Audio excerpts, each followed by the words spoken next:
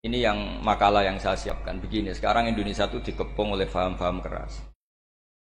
Sebetulnya untuk menghadapi paham-paham keras itu yang paling hebat tentu ilmu.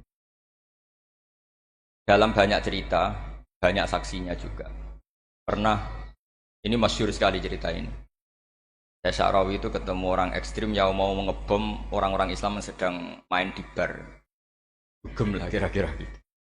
Karena di dunia Allah kok maksiat tok, ini baiknya mati aja daripada hidup, daripada ngeleng-ngeleng bumi gitu. Ditanya sama Syekh Sya'rawi, kalau betul mereka jadi mati, aina masiruhum? Lalu mereka mati terus kemana? Dijawab oleh ekstremis tadi, ya ilanar, karena mereka matu fi hinil maksiyah, mati ketika maksiat. Terus jawabnya si Syekh Sya'rawi, lalu kalau mereka ke neraka itu keinginan Rasulullah apa keinginan kamu? Apakah pernah Rasulullah itu berkeinginan umatnya mati masuk neraka? Ya enggak.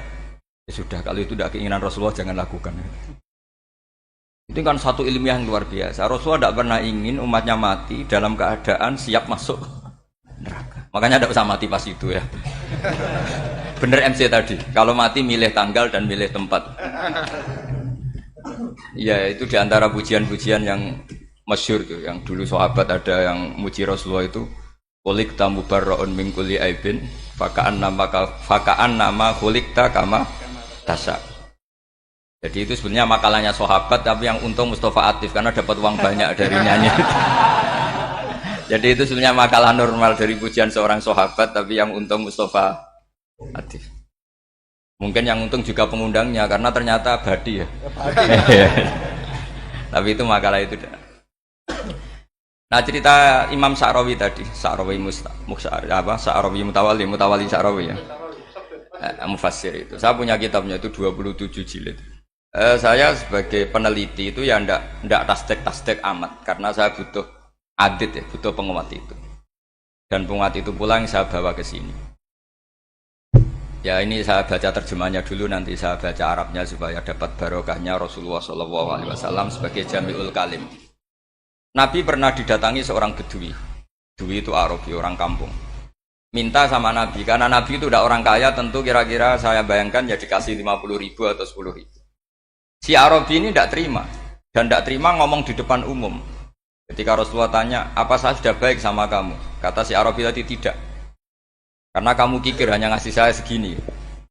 Sahabat hampir marah saja, karena Nabi tersinggung gitu. Tapi Nabi lalu mengajak orang itu ke dalam rumah. Kira-kira kalau Indonesia mungkin ditambah 200.000 atau 300.000. Kemudian, apa ini cukup? Ya cukup. Kamu sudah puas? Ya puas. Fajazakallahu min ahlin wa asyiratin. Dipuji-puji Nabi. Kemudian kata Rasulullah, ayo kita keluar. Keluar nemuin khalayak begini. Khalayak rame tadi. Kamu tadi mengkritik saya, menghujat saya di depan umum. Maka kamu sekarang harus memuji saya di depan umum supaya clear. Akhirnya mau dia, oke kita mau.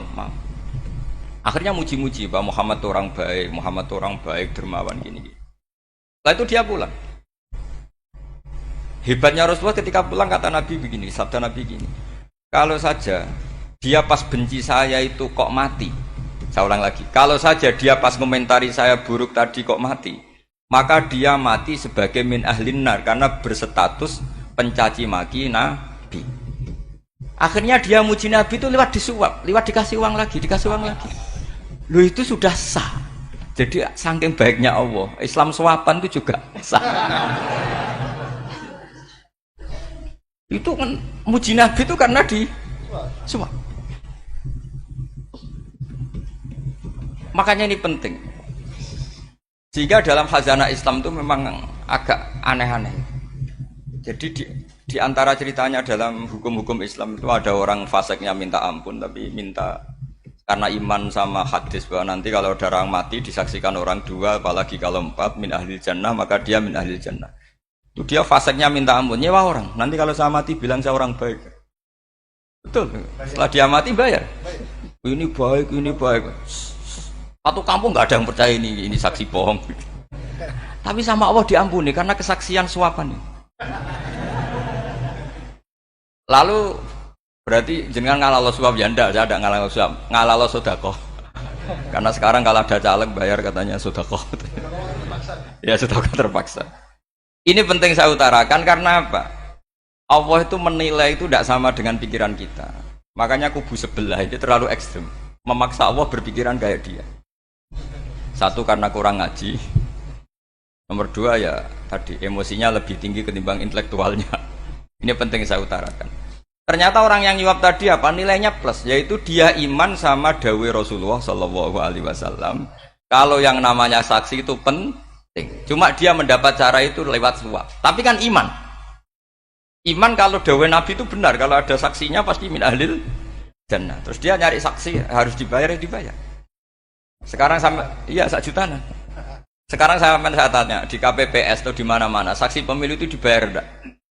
Dibayar sah apa enggak? Sah. Jadi kadang kebenaran itu harus dibayar. Ini penting saya utarakan karena ada orang perempuan cantik dirayu, digaji supaya main di klub dibayar jadi orang maksiat. Lalu mungkin ada ustadz gaji dia, bayar dia supaya mondok. Gak tahu terusannya apa, terus diwayah apa enggak tahu saya. Pertanyaannya ketika kamu bayar kemudian jadi santri, itu kamu dosa nyuap apa dosa sodako membiayai proses kebenaran? Sodako.